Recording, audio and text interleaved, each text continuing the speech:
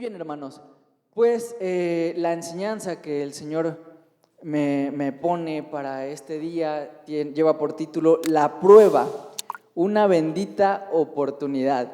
Y la verdad es que yo estoy bastante emocionado y quiero comentarles rápidamente por qué estoy emocionado.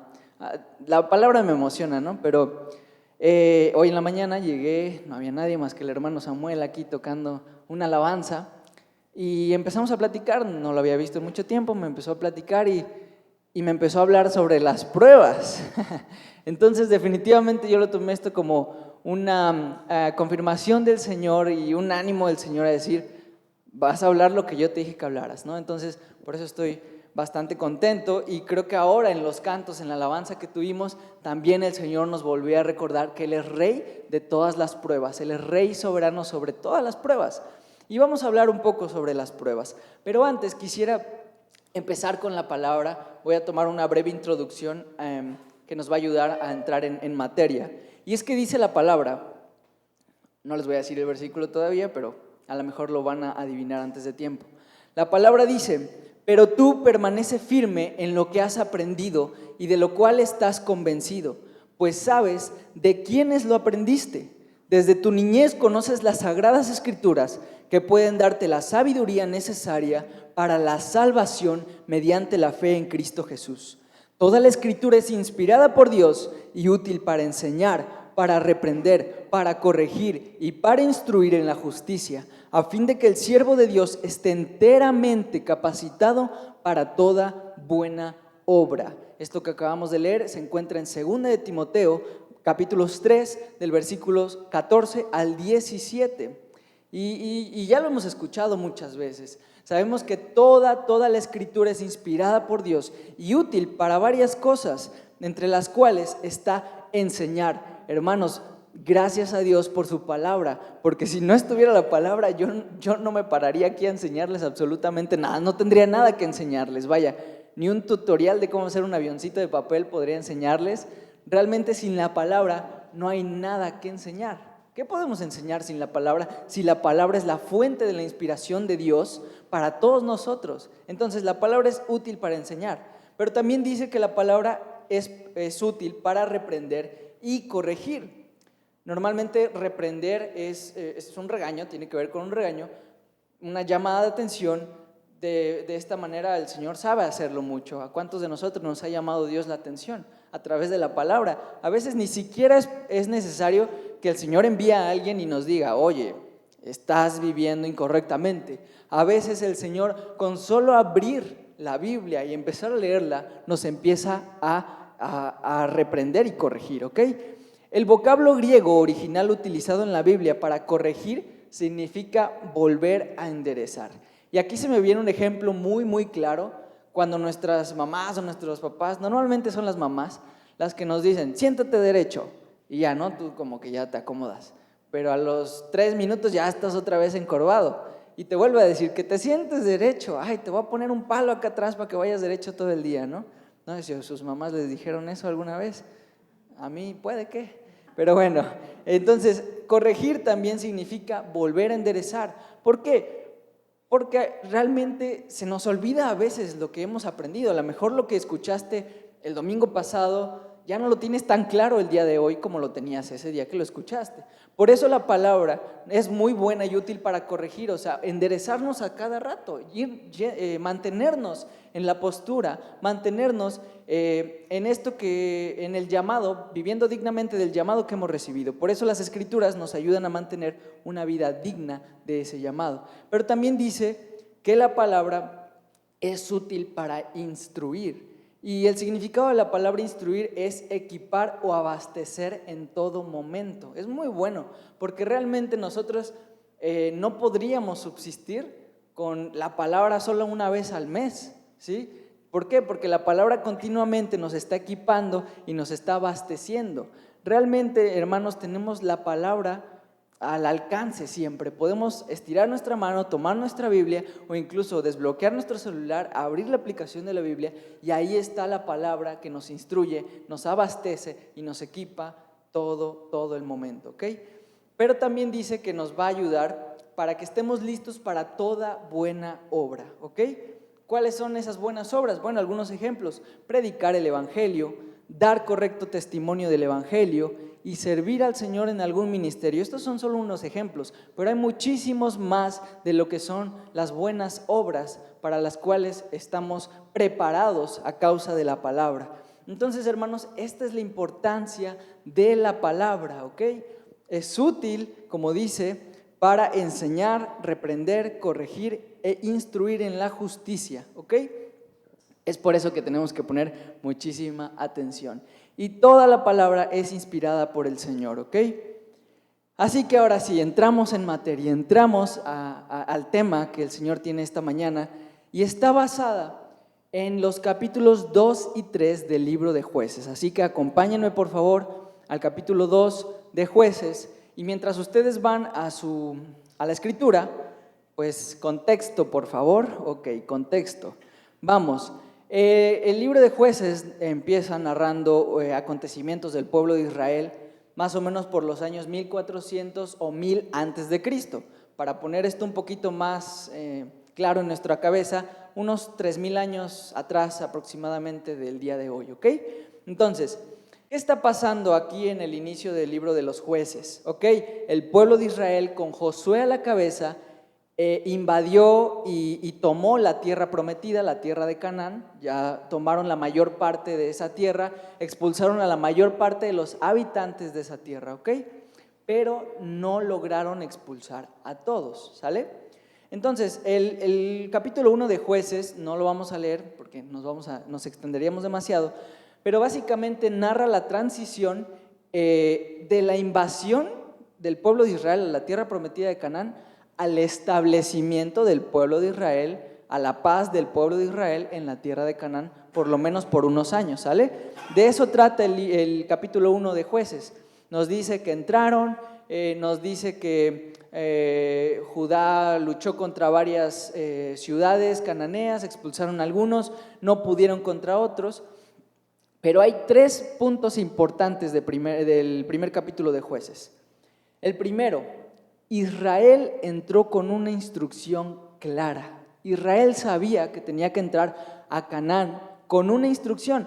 Esta instrucción la podemos leer en Éxodo 23, capítulo 23, versículos 31 al 33, si quieren se las leo, es muy corta.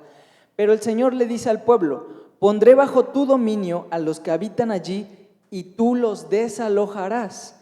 No hagan ningún pacto con ellos ni con sus dioses. Si los dejas vivir en tu tierra, te pondrán una trampa para que adores a sus dioses y acabarás pecando contra mí. Esa es la instrucción del Señor. El pueblo de Israel entra a la tierra prometida con esta instrucción: sácalos a todos, sácalos, no dejes que vivan entre ustedes, porque sus dioses serán una trampa para ustedes. Y aquí hay algo curioso, hermanos. El pueblo de Israel ya batallaba con el tema de la idolatría. En Egipto, cuando estuvieron en Egipto, obviamente aprendieron muchísimo el tema de la idolatría, porque Egipto era un pueblo, una nación súper idólatra. Tenían muchísimos dioses, ¿no? A todo animal que veían le ponían un nombre de Dios y lo hacían una estatua, y ya el dios escarabajo, el dios lagartija, y bueno, había muchísimos dioses. Entonces Israel aprende eso, e incluso cuando el Señor los saca de Egipto, ellos se llevan figuras, dioses de los egipcios. ¿Por qué? Porque necesitan seguir adorándolos y quieren seguir adorándolos, y como aprendieron eso en Egipto, cuando Dios los saca se llevan figuras de dioses egipcios.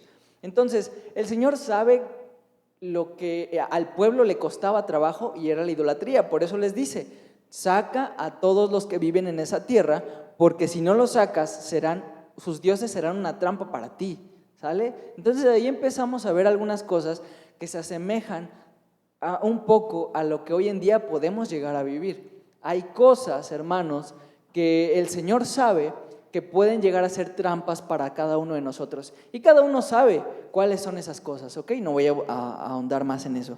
La segunda cosa importante del capítulo 1 del libro de los Jueces dice que Israel derrota a los cananeos y fereceos casi en su totalidad, ¿sale? Entraron, el Señor estaba con ellos y empiezan a derrotar a todos.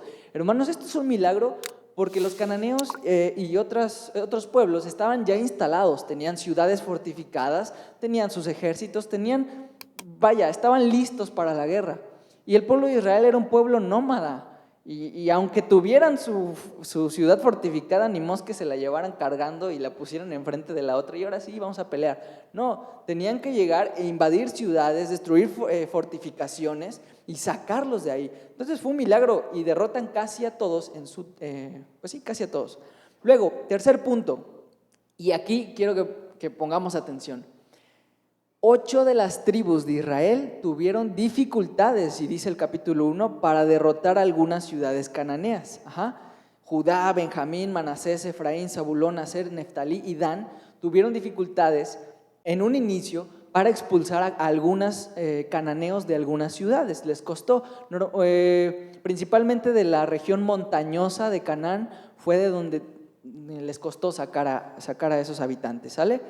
Sin embargo, el capítulo 1 deja bien claro que Israel se fortaleció y en lugar de sacar ahora sí a los cananeos, los sometieron a trabajos forzados, o sea, los esclavizaron. O sea, lo que habían aprendido en Egipto, de lo que el Señor los había liberado, me parece buena idea repetirlo, pero ahora yo voy a esclavizar a los cananeos. Cuando la orden del Señor era clara: expúlsalos, que no vivan entre ustedes. Bueno, pero ya soy fuerte, no pasa nada si ahora los someto. Bueno, vamos a ver qué pasó entonces. Ahora sí, vamos a leer el capítulo 2 de Jueces, ya entrados en contexto, ya sabemos más o menos dónde estamos parados. Y vamos por favor a Jueces capítulo 2, del versículo 1 al 17, ¿sale? Aquí tengo también mi Biblia. Ok, dice así: el ángel del Señor subió a Gilgal, a Boquín, y dijo: yo los saqué a ustedes de Egipto y los hice entrar en la tierra que juré darles a sus antepasados. Dije: nunca quebrantaré mi pacto con ustedes. Ustedes, por su parte, no harán ningún pacto con la gente de esta tierra, sino que derribarán sus altares. Pero me han desobedecido. ¿Por qué han actuado así? Pues quiero que sepan que no expulsaré de la presencia de ustedes a esa gente. Ellos les harán la vida imposible y sus dioses les serán una trampa. Hermanos, esto que el Señor había advertido desde Éxodo 23, lo está confirmando en Jueces capítulo 2. No lo sacaron, ahora sus dioses van a ser una trampa para ustedes. Versículo 4: cuando el ángel del Señor les habló así a todos los israelitas, el pueblo lloró a gritos. Por eso llamaron a aquel lugar Boquín, y allí ofrecieron sacrificios al Señor. Cuando Josué despidió al pueblo, los israelitas se fueron a tomar posesión de la tierra, cada uno a su propio territorio. Lloraron, el Señor los regañó, lloraron y ya se fueron muy felices cada quien a tomar su posesión que ya habían ganado, ¿ok? Dice, el pueblo, versículo 7, sirvió al Señor mientras vivieron Josué y los ancianos que le sobrevivieron, los cuales habían visto todas las grandes obras que el Señor había hecho por Israel. Versículo 8 dice que Josué, hijo de Nun, siervo del Señor, murió a la edad de 110 años y lo sepultaron en Timnat Jerez, tierra de su heredad, en la región montañosa de Efraín, al norte del monte Gaz. También murió toda aquella generación y surgió otra que no conocía al Señor ni sabía lo que Él había hecho por Israel. Esos israelitas hicieron lo que ofende al Señor y adoraron a los ídolos de Baal. Abandonaron al Señor, Dios de sus padres, que los había sacado de Egipto, y siguieron a otros dioses, dioses de los pueblos que los rodeaban, y los adoraron, provocando así la ira del Señor. Versículo 13, abandonaron al Señor y adoraron a Baal y a las imágenes de Astarte. Entonces el Señor se enfureció contra los israelitas y los entregó en manos de invasores que los saquearon. Los vendió a sus enemigos que tenían a su alrededor, a los que ya no pudieron hacerles frente. Cada vez que los israelitas salían a combatir, la mano del Señor estaba en contra de ellos para su mal, tal como el Señor se lo había dicho y jurado. Así llegaron a verse muy angustiados. Entonces el Señor hizo surgir caudillos que los libraron del poder de esos invasores. pero tampoco escucharon a esos caudillos, sino que se prostituyeron al entregarse a otros dioses y adorarlos. Muy pronto se apartaron del camino que habían seguido sus antepasados, el camino de la obediencia a los mandamientos del Señor. Y realmente, hermanos, la palabra es bien, bien vasta. Hay muchísimo que podemos aprender, como decía la primera porción de la Biblia que leímos. Es útil para enseñar, para corregir, para redarguir y para prepararnos. Hay muchísimo. Pero una de las cosas que más me llamaron la atención es que el conocimiento del Señor es fundamental. Amigos, hermanos, jóvenes, niños, tus papás conocen al Señor, tus tíos, tus tías, tu abuelita, tu mamá, tu primo, conocen al Señor, pero tú conoces al Señor. Ese fue uno de los grandes problemas del pueblo de Israel. Murió Josué y todos los siervos que habían servido con él, porque ellos habían visto las obras maravillosas del Señor. Ellos conocían al Señor y mientras ellos vivieron todo iba bien.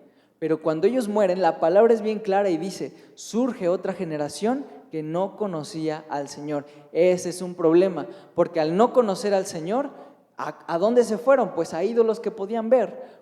¿Qué hacen los esclavos? ¿Por qué eran sus esclavos? Los esclavos están adorando a esa piedra. Bueno, vamos a adorarla también. No conocieron al Señor y el conocimiento del Señor es fundamental, ¿sale? Eso es la primera cosa que quiero rescatar de aquí.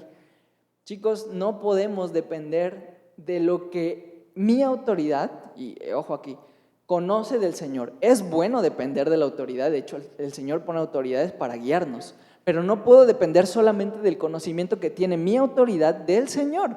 Necesito tener una relación personal con el Señor, porque de otra manera me voy a perder, voy a desviarme y me voy a equivocar. Entonces, es importante conocer a nuestras autoridades, pero es más importante conocer al Señor. Cuando somos pequeños, nuestras autoridades nos van guiando en la palabra del Señor, o a lo mejor lo conocimos más grandes, y entonces un hermano, los pastores, no sé, nos fueron guiando en el conocimiento del Señor. Pero llega un momento donde el conocimiento del Señor no necesita que yo tenga un intermediario. Cristo ya vino, el Señor Dios ya se acercó a nosotros. Nosotros podemos acercarnos confiadamente y conocer al Señor. Si descuidamos esa parte fundamental, la vida de un cristiano pasa a ser absolutamente un fracaso. No podemos avanzar sin conocer al Señor. Y conocer al Señor, si nos tardamos conociendo a un amigo, a una amiga, a la pareja, al papá, a la mamá, ¿cuánto nos podríamos tardar en conocer al Señor, que es infinito? Entonces hay mucho que conocer del Señor. Otra de las cosas que observamos aquí en estos versículos es que olvidamos muy rápido quién es el Señor y lo que ha hecho por nosotros. Si bien, hermanos, este relato que acabamos de leer, pasan años, ¿no?, de que la primera generación de Josué y sus servidores están al frente, pasan años en que llega una nueva generación, pasa mucho tiempo. Sin embargo, hoy en día también las cosas, aunque no pasen 40 años, se nos olvidan muy rápido, ¿sí? ¿El Señor alguna vez te ha dado una palabra? No la notaste, intenta recordarla, ya no te acuerdas. A mí me ha pasado. ¿Qué me dijo el Señor? Híjole, no lo anoté y ya no me acuerdo. No me acuerdo a veces ni de lo que me dice mi mamá o mi papá cuando, oye, haz esto. ¿Y ya hiciste esto? No, pero no me dijiste. Sí te dije. Se nos olvidan las cosas, somos descuidados. Pero por eso tenemos que estar siempre, todos los días, conectados con el Señor, con su palabra, escuchando una predicación, alabando al Señor, porque alabando recordamos quién es Él, pero sobre todo, hermanos, con una comunicación diaria con el Señor, diaria y personal, ¿sí? Y llega un punto donde te das cuenta que no es suficiente los domingos, no es suficiente los jueves, no es suficiente los martes nada más, no es suficiente ni siquiera 5 días a la semana. Necesitamos diariamente estar conociendo más al Señor.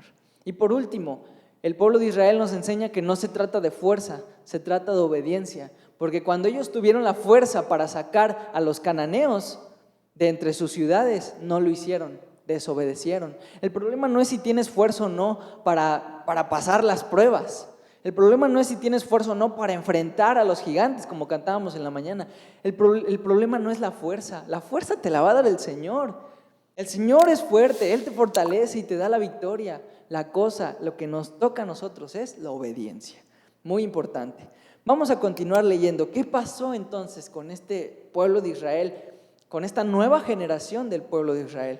Vamos al versículo, solo quiero leer versículos 18 y 19 como un inter. Y es que dice el versículo 18, cada vez que el Señor levantaba entre ellos un caudillo, estaba con él, con el caudillo. Mientras ese caudillo vivía, los libraba del poder de sus enemigos, porque el Señor se compadecía de ellos al oírlos gemir por causa de quienes los oprimían y afligían. Pero cuando el caudillo moría, ellos volvían a corromperse aún más que sus antepasados, pues se iban tras otros dioses a los que servían y adoraban. De este modo se negaban a abandonar sus malas costumbres y su obstinada conducta. Y hermanos, este problema de Israel no era problema único de los israelitas. Creo que en toda la historia de la humanidad, el problema ha sido la lucha contra las malvadas costumbres y obstinada conducta. Porque bueno, esto lo he observado, que siempre estamos luchando con las mismas conductas, con las mismas, como dice aquí, con las mismas costumbres, ¿sí? Que soy muy atrabancado y siempre eso me trae problemas, que soy muy desobediente y siempre con lo mismo, y siempre con lo mismo, que el pueblo de Israel eran idólatras y siempre con lo mismo, y siempre con lo mismo, porque el ser humano, por naturaleza, tiene malvadas costumbres y su conducta es obstinada, ¿sí? Y a veces nos pasa a nosotros también, Señor, te pido que me ayudes con esto. Y siempre es lo mismo, Señor, perdóname por esto, y ayúdame con esto, siempre lo mismo, porque también la vieja naturaleza, lo que ya enterramos cuando nos bautizamos en Cristo, quiere que permanezcan esas malvadas costumbres y esa obstinada conducta, ¿ok? Entonces hay que tener cuidado con eso. Pero entonces, ¿de qué se trata? Bueno, vamos a ir a leer lo último que quiero que leamos esta mañana con respecto a Jueces. Y dice el versículo 20, por eso, por la obstinada conducta y las malvadas costumbres del pueblo de Israel, por eso el Señor se enfureció contra Israel y dijo, puesto que esta nación ha violado el pacto que yo establecí con sus antepasados y no me ha obedecido, tampoco yo echaré de su presencia a ninguna de las naciones que Josué dejó al morir. Las usaré ¿para qué? Para poner a prueba a Israel y ver si guarda mi camino y anda por él como lo hicieron sus antepasados. El Señor ve al pueblo de Israel en un problema, ¿sí? El problema es que no obedecieron, no cumplieron el pacto, que ni siquiera lo conocen y que adoran a otros dioses. Y dice la palabra que no solo los adoran, sino que los sirven. Adorar, me imagino, al pueblo de Israel ahí arrodillados enfrente de Baal y no sé, prendiéndole su incienso, lo que sea.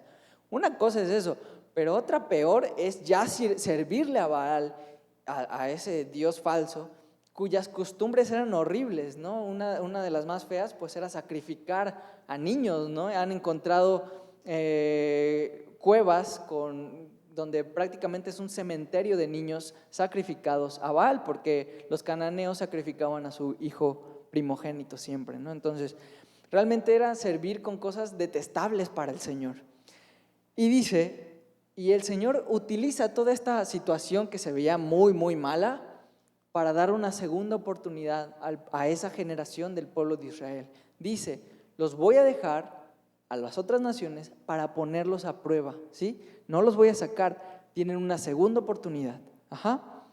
Dice el versículo 23, por eso, ¿por qué? Por eso nos preguntamos, Señor, ¿por qué dejaste? ¿Por qué no los sacaste? ¿No podías mandar, no sé, una inundación y que se llevara a los malos y nada más dejar a los buenos?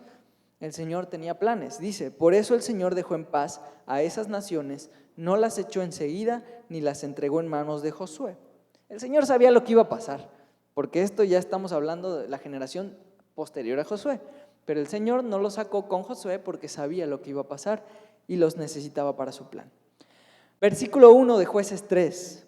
Las siguientes naciones son las que el Señor dejó a salvo para poner a prueba a todos los israelitas que no habían participado en ninguna de las guerras de Canaán, porque esta nueva generación no había estado en guerra, ¿sí? Eran niños cuando eso había sucedido. Lo hizo solamente para que los descendientes de los israelitas que no habían tenido experiencia en el campo de batalla aprendieran a combatir. También tiene otra razón para dejarlos. Versículo 3. Dice que quedaron los 5 príncipes de los filisteos, los cananeos, los sidonios, heveos, que vivían en los montes del Líbano, desde el monte de Baal hasta Lebo Hamat.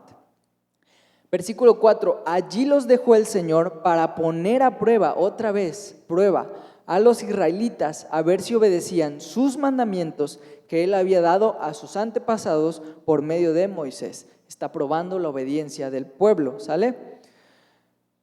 Entonces el Señor dice, expúlsenlos. ¿Pero qué hace el pueblo de Israel? Versículo 5, los israelitas vivían entre cananeos, hititas, amorreos, fereceos, heveos y jebuseos. Se casaron con las hijas de esos pueblos y a sus propias hijas las casaron con ellos y adoraron a sus dioses. El Señor dice, los voy a dejar para probarlos en la guerra, para que los saquen y me obedezcan. Y los israelitas dicen, no, mejor nos casamos con ellas. Se me hace que es buena idea. Parecían hippies los israelitas, ¿no? Basta la guerra y mejor el amor y mejor nos casamos con ellos. Un gran error otra vez, otro error tras error, prueba fracasada tras prueba fracasada. Los israelitas, obviamente, versículo 7, hicieron lo que ofende al Señor, se olvidaron del Señor su Dios y adoraron a las imágenes de Baal y de Aserá. El Señor se enfureció contra Israel a tal grado que los vendió a Cusán Risatayín, rey de Aram Naharayín, a quien estuvieron sometidos durante 8 años. El Señor los sacó de la esclavitud y aquí otra vez están siendo esclavos. Versículo 9, pero clamaron al Señor y Él hizo que surgiera un libertador, Otoniel hijo de Kenaz, hermano menor de Caleb, y Otoniel liberó a los israelitas. El espíritu del Señor vino sobre Otoniel y así Otoniel se convirtió en el caudillo de Israel y salió a la guerra. El Señor entregó a Cusán Risatayín, rey de Aram, en manos de Otoniel, quien prevaleció sobre él. El país tuvo paz durante 40 años hasta que murió Otoniel, hijo de Kenaz. Otros 40 años de paz. ¿Qué pasó después, hermanos? Les invito a leer el libro de Jueces, está muy bueno, pero básicamente se olvidaron del Señor otra vez después de esos 40 años, vuelven a caer en esclavitud. El Señor vuelve a mandar otro caudillo que tiene al Espíritu Santo sobre él, los libera y la historia se repite. Y el libro de Jueces nunca termina bien, ¿no? De hecho, termina con la frase diciendo, como no había rey en Israel, cada uno hacía lo que le parecía mejor. Pero básicamente el pueblo de Israel termina secuestrando mujeres y haciendo un desastre. Pero bueno, nos enseña, es útil para nosotros hoy en día. ¿Qué podemos rescatar de estos últimos versículos que leímos? Como les digo, toda la historia del pueblo de Israel se puede contar en altibajos. Claman al Señor, el Señor los libera, se les olvida y ofenden al Señor, son probados, fracasan y los vuelve a alcanzar el sufrimiento y así. No solo al pueblo de Israel, sino durante toda la historia de la humanidad, el Señor nos ha probado. Incluso en el Nuevo Testamento, la Biblia habla de las pruebas que atravesamos, ¿sí? Así que no somos ajenos a las pruebas. El pueblo de Israel tuvo las suyas, ya vimos lo que pasó, nosotros tenemos las nuestras. Pero cuando estaba aquí revisando esto me surgía la pregunta, ¿por qué el Señor probaba tanto al pueblo si sabía que les costaba? ¿Por qué, Señor, los probaste una y otra y les diste otra oportunidad y otra si no podían?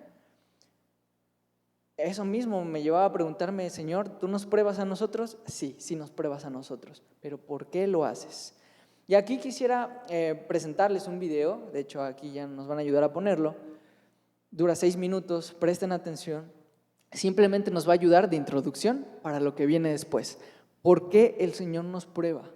¿Qué podemos aprender acerca de estas pruebas que hizo el pueblo? ¿Sale? Entonces lo vamos a ver y regresamos. En este momento te invitamos a que busques en YouTube el video titulado La Prueba del canal Proyecto Biblia para que puedas participar con nosotros de la dinámica. Muy bien, hermanos, espero que hayan podido ver bien el video, muy bonito por cierto. Pero que nos ayuda. Su principal objetivo es ayudarnos para ingresar un poquito más en estas preguntas de por qué el Señor nos prueba, ¿sí? Y es que, hermanos, como lo vimos ahorita, ha habido pruebas desde el inicio. Desde el inicio el Señor probaba, desde Adán y Eva, con Abraham, con el pueblo de Israel. Sin embargo, nadie podía pasar la prueba cabalmente hasta que llegó Cristo Jesús y pasó la más grande prueba de obediencia por el bien a todos nosotros. Gracias al sacrificio de Cristo, nosotros podemos tener una relación con el Padre, ¿sí? Pero bueno, hermanos, las pruebas son necesarias para que el fruto de nuestra fe sea presentado, ¿sí? Si no hubiera pruebas, si el pueblo de Israel no hubiera pasado las pruebas que pasó en el desierto o al entrar en la tierra de Canaán, no hubieran podido ver las maravillas y el poder del Señor quien los acompañaba. No hubieran podido agradecer tanto al Señor, tantos milagros, tantos prodigios, tantas maravillas que vieron. ¿Pero por qué? Porque ellos tenían que confiar en medio de esa prueba. Entonces la prueba es necesaria para presentar el fruto de nuestra fe. Y su objetivo de la fe tiene que ser alcanzado, que es nuestra salvación. Las pruebas, la fe y la salvación tienen mucho que ver y están relacionados, y lo podemos ver, y acompáñenme por favor a Primera de Pedro capítulo 1, versículos 6 al 9, ¿sí? Los espero un poco en lo que llegan. A todos los que usan ahí su Biblia, saben que es nuestra espada. Ustedes tienen, los que usan la Biblia a papel tienen su espada, los que usan la Biblia en su celular tienen su espada láser, pero bueno, todos tienen su Biblia ahí lista, ¿vale? Entonces, Primera de Pedro, capítulo 1, versículos 6 al 9, dice: ¿qué esto? Nuestra herencia celestial, de lo que viene hablando más arriba. Esto es para ustedes motivo de gran alegría, a pesar de que hasta ahora han tenido que sufrir diversas pruebas por un tiempo. El oro, aunque perecedero, se acrisola al fuego. Así también la fe de ustedes, que vale mucho más que el oro, al ser acrisolada por las pruebas, demostrará que es digna de aprobación, gloria y honor cuando Jesucristo se revele. Ustedes lo aman a pesar de no haberlo visto, y aunque no lo ven ahora, creen en Él y se alegran con un gozo indescriptible y glorioso, pues están obteniendo la meta de su fe, que es su salvación. Dice, hermanos, tienen que ser probados, su fe tiene que ser probada, ¿sí? ¿Por qué? Porque su fe se acrisolará con las pruebas y demostrará ser digna de honra y aprobación cuando Cristo sea revelado. Y entonces esa fe alcanzará la meta, que es la salvación. Y no porque no tengamos ya la salvación, pero sabemos que somos salvos por fe y tenemos que seguir caminando este camino de fe que en algún momento de nuestras vidas iniciamos creyendo en Cristo como nuestro Salvador y Señor y entregándonos completamente a Él. Ese paso de fe fue el primer paso de una vida, de una carrera llena de pasos de fe. Y los pasos de fe necesitan pruebas, ¿sí? Van de la mano, ¿vale? ¿Qué pasa? Dios dispone las pruebas para nuestro bien.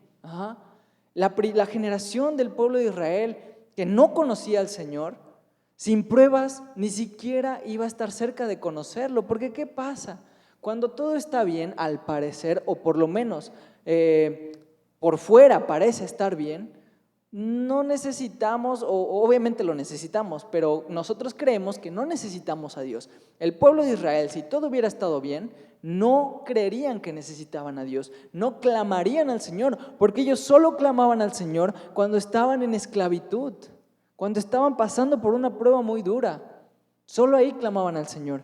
Dios dispone hoy en día y desde ese momento todas las pruebas para nuestro bien, con el fin de que nos parezcamos cada vez más a Cristo. Hermanos, un versículo que leemos muchísimo, Romanos 8, versículos 28 y 29. El 28 lo leemos mucho, pero el 29 nos da la verdadera razón de por qué pasamos por pruebas y por qué lo que el Señor hace es para nuestro bien. Y dice Romanos 8, 28 y 29, ahora bien, sabemos que Dios dispone todas las cosas para el bien de quienes lo aman, los que han sido llamados de acuerdo a su propósito. ¿Cuántas veces hemos leído esto? Y gracias al Señor por esa palabra, porque realmente cuando pasamos por una prueba, siempre este versículo es uno de los que nos ayudan a tener calma y paz, ¿no? ¿Por qué? Porque yo sé que lo que estoy pasando obra para bien. ¿Pero por qué obra para bien? El versículo 29 dice, porque a los que Dios conoció de antemano, también los predestinó a ser transformados según la imagen de su Hijo, para que Él sea el primogénito entre muchos hermanos. ¿Por qué las pruebas obran para bien? Porque aquí dice que todo lo que Dios dispone es para nuestro bien, hasta las pruebas. ¿Por qué obran para bien? Porque las pruebas me transforman más a la imagen del Hijo unigénito que es Cristo Jesús. Cristo Jesús, su vida que tenemos ahora en nosotros es formada y forjada cada vez más a través de las pruebas. Por eso es que son para nuestro bien. El Señor quería un pueblo de Israel que lo amara, que lo reconociera, que estuviera bien, que fuera el reflejo de la gloria de Dios para todas las otras naciones. Y el Señor lo sigue queriendo y en algún momento lo va a cumplir así, con el regreso de la nueva Jerusalén. Sin embargo, el Señor quería eso para su pueblo. ¿No es eso bueno? Claro que es bueno, pero necesitaba un pueblo mucho más dependiente y obediente a Él. A nosotros hoy en día, con las pruebas, necesita una iglesia, un pueblo que se parezca cada vez más a Cristo. Cristo ya está en nosotros por su obra, Él ya hizo su parte. El Señor nos pone pruebas para que el carácter de Cristo sea formado en nosotros y así le demos gloria a Dios por medio de la fe que Él nos ha dado, ¿sale? Entonces, hermanos, hay muchos tipos de pruebas y con esto parece que voy terminando. Hay pruebas diferentes, enfermedades. Hoy en día pasamos como, creo que globalmente, una prueba que es la pandemia. Ya llevamos casi 2 años con esto. Pero también hay pruebas como problemas económicos, los podemos reconocer como pruebas. Persecuciones definitivamente son pruebas. Sin embargo, hay pruebas todos los días, tan sencillas que no creemos que sean pruebas. La presión social. Oye, haz esto, yo sé que no agrada al Señor. Incluso yo sé que la forma en la que están hablando ahorita este grupito con el que estoy no agrada al Señor. Pero el Señor me está probando para ver si lo que hablo se adapta a ellos o si lo que hablo lo reconoce y lo glorifica a Él. Presión social, hermanos, nos pasa muchísimo. De repente estamos en medio de un grupo que está hablando cosas que al Señor no le agradan y empezamos a entrar en ese rollito. Y cuando nos damos cuenta, Señor, ¿qué estoy hablando? Esto ni siquiera te honra a ti, perdóname. Ok, presión social, ¿qué otra cosa pueden ser pruebas? Miedos. Miedos son pruebas, hermanos. Incluso miedos a enfermedades podemos pasar. ¿Por qué? Porque vemos a nuestros familiares enfermos y decimos, Señor, tengo miedo, pero voy a confiar, tengo fe en ti y que mi comunión y mi relación contigo sea tan fuerte como cuando Cristo estaba aquí en la tierra y todo el tiempo estaba conectado contigo. Y entonces venceré el miedo. También pruebas son nuestro carácter y nuestras actitudes cada día que nos despertamos. ¿Cómo voy a tratar a mi prójimo? ¿Cómo voy a tratar a mi familia? ¿Cómo voy a tratar a mi vecino? ¿Cómo voy a tratar a mi compañero de trabajo? ¿Cómo voy a tratar a mis padres? También son pruebas, hermanos, nuestras actitudes, y cada elección que tomamos en el día a día es una prueba. Todo el tiempo estamos caminando en una prueba, como lo veíamos en el video. Todos los días son una prueba. Desde que me levanto es una prueba. ¿Qué voy a hacer? ¿Obedecer al Señor o simplemente olvidarme de Él? Y esto es la importancia de estar todos los días conectados con la palabra, ¿sí? ¿Cómo sé qué obedecer si no conozco las instrucciones, no? Podríamos decir, el pueblo de Israel no tuvo la culpa si Dios no le hubiera dicho desde Éxodo 23 lo que tenían que hacer al entrar a Canaán. Sin embargo, el pueblo de Israel sabía. ¿Qué tenemos que hacer nosotros? Saber lo que está escrito en la palabra. El Señor ya habló y dio su revelación y nos guía a través de su palabra. Los domingos está bien, los jueves, los martes, las reuniones que tenemos entre semana también nos guía el Señor, pero también por medio de la palabra, cuando nosotros la abrimos ahí en nuestro cuarto, ahí en nuestra casa, el Señor nos está hablando. Y si no conocemos las instrucciones, va a ser muy difícil obedecer. Entonces, hermanos, primero conozcamos las instrucciones. Y realmente, hermanos, podemos ver diferentes tipos de pruebas. Todos los días son una prueba. Y como veíamos en el video, bendita prueba, ¿sí? Una bendita oportunidad la que tenemos cada día de honrar al Señor en medio de las pruebas. ¿Cómo voy a reaccionar al maltrato? Honrando al Señor con mi vida. ¿Cómo voy a reaccionar a la presión social? Honrando al Señor con mi boca y mis acciones. ¿Cómo voy a reaccionar en los roces que tengo en mi casa últimamente porque estamos encerrados? Honrando al Señor, actuando con amor, con paz, con gozo, sirviendo a los demás. ¿Cómo voy a honrar al Señor cuando estoy solo? Obviamente no viendo cosas que le desagradan al Señor, no escuchando cosas que le desagradan al Señor, escuchando la voz del Espíritu, alabando al Señor en todo momento, glorificando su nombre. Y hermanos, realmente no hay nada más delicioso que vivir honrando al Señor y no hay nada más satisfactorio que una prueba aprobada. ¿Cómo se sienten cuando aprueban una prueba del Señor? Muy bien, muy felices. Se van como este meme del que va en el carro y que dice, hoy fue un gran día. Así cuando pasas una prueba, ¿no? Hoy fue un gran día. Cuando no pasamos las pruebas, ¿cómo se siente? Horrible, horrible, hermanos. Queremos poder regresar el tiempo y pasarla bien, pasar la prueba bien, no pasarla bien, pasar la prueba bien.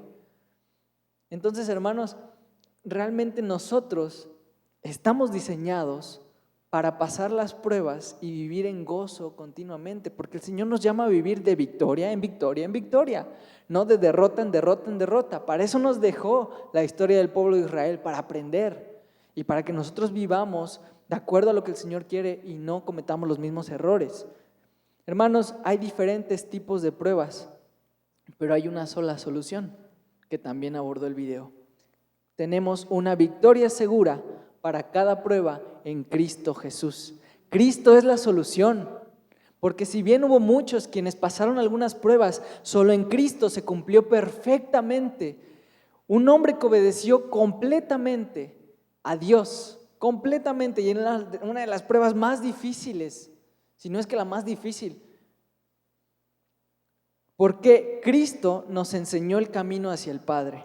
Porque Cristo nos enseñó cómo vivir en obediencia al Padre. Cristo nos enseñó cómo alimentarnos e incluso defendernos con la palabra de Dios. Cuando Cristo fue tentado en el desierto, ¿con qué se defendió Cristo? Con la palabra.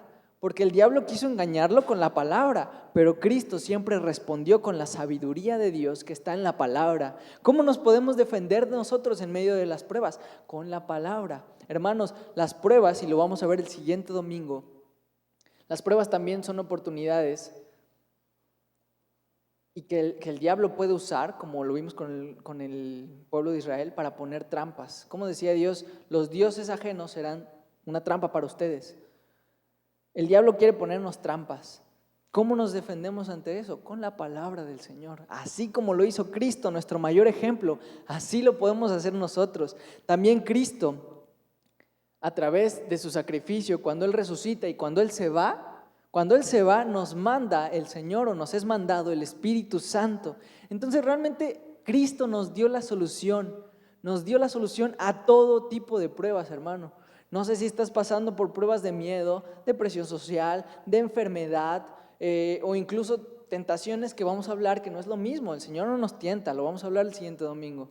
Hermanos, pero para todas esas cosas, la respuesta es el Señor, es su sacrificio, es su ejemplo, es que Cristo se ha formado cada vez más en nuestra vida. Porque entonces ahora sí, como dirían, tráiganme atanos, tráiganme cualquier prueba, porque si yo estoy atado a Cristo, yo voy a vivir en victoria y en victoria, porque Cristo solo conoció la victoria. Cristo no conoció ninguna derrota, ningún fracaso, y no lo va a hacer en nosotros. Va a ser victoria, victoria y victoria por medio de Cristo y su sacrificio y su poder. Hermanos, conclusión, cada día es una prueba cada día es una oportunidad para que nuestra fe glorifique a Dios. Una oportunidad de amar al Señor y parecernos más a Cristo Jesús en nuestra conducta, en nuestro testimonio y en nuestra relación con el Padre. Hermanos, con eso quiero terminar y realmente agradezcamos al Señor si estamos pasando por pruebas, porque nosotros a veces pensamos que solo la enfermedad o una catástrofe o un problema económico es una prueba, pero también la paz, también la abundancia son pruebas. Y de hecho son de las más difíciles pruebas. Cuando parece que todo está en calma, el Señor te está probando.